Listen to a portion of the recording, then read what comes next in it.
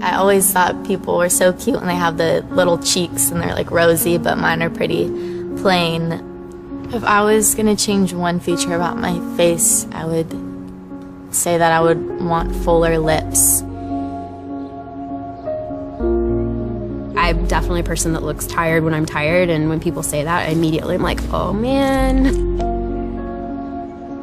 I'm starting to already get little crow's feet and stuff, which like my mom has, so yeah. I'm a forensic artist. I was trained at the FBI Academy in 1993 in composite art. Worked for the San Jose Police Department as the police artist from 1995 to 2011.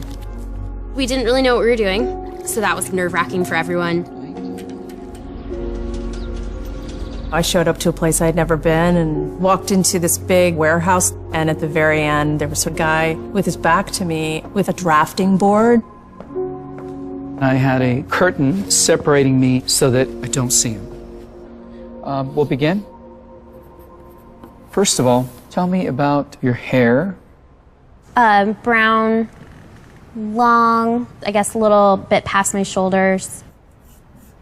Your jaw. My mom told me I had a big jaw. Yeah, they're brown eyebrows, dark brown eyebrows. Okay. I didn't know what he was doing, but then I could tell after several questions that he was drawing me. Tell me about your chin. I guess I haven't really compared it to anyone else's chin, but especially when like I smile, I just feel like it kind of protrudes a little bit. What would be your most prominent feature? I kind of have a fat, rounder face. The older I've gotten, the more freckles I've gotten.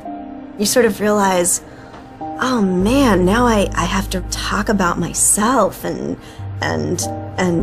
think about my looks. I'm 40, so I'm starting to get a little bit of the crow's feet thing going on. Once I get a sketch, I say thank you very much, and then they leave. I don't see them. I still didn't know. All I had been told before the sketch was to get friendly with this other woman, Chloe. Today I'm going to ask you some questions about a person you met earlier, and I'm going to ask you some general questions about their face. She was thin, so you could see her cheekbones. And her chin was a nice, thin chin. The women were really critical about moles or scars or things like that, and yet they were describing just a normal, beautiful person. She had nice eyes.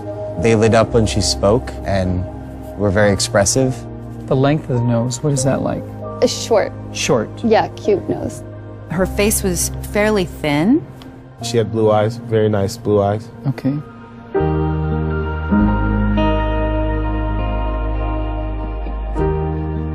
So here we are. So this is your self-described image? And then somebody else described you and I did this sketch.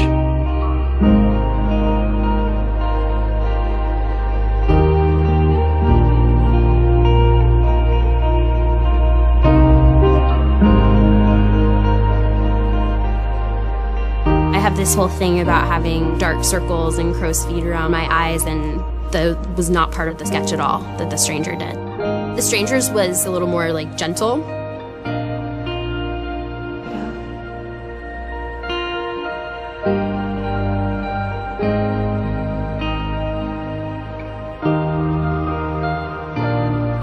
It's pretty different. Which is very strange.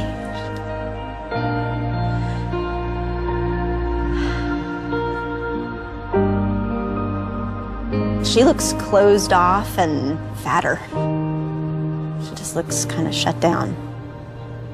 Sadder, too. The second one is more beautiful. You think they're catching more of that from you? Yeah.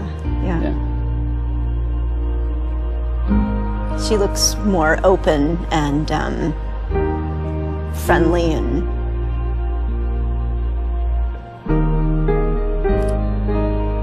happy. I've come a long way in how I see myself, but I think I still have some way to go.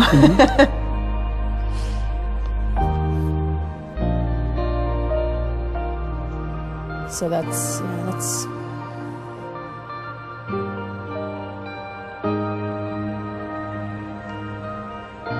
I have some work to do on myself. Do you think you're more beautiful than you say? Yeah. Yeah. Chloe's perception was so clearly different. Her picture looked like somebody I thought I would want to talk to and be friends with, like a happy, light, much younger, much brighter person. He really did do exactly what I told him. Is that what I'm telling people? Is that how I think people should treat me? I don't want that. I almost looked like I had described myself as someone that was angry and dark. It really affected me. I think it's going to affect me for a long time. It's troubling. I should be more grateful of my natural beauty. It impacts the choices and the friends that we make, the jobs we apply for, how we treat our children. It impacts everything. It couldn't be more critical to your happiness.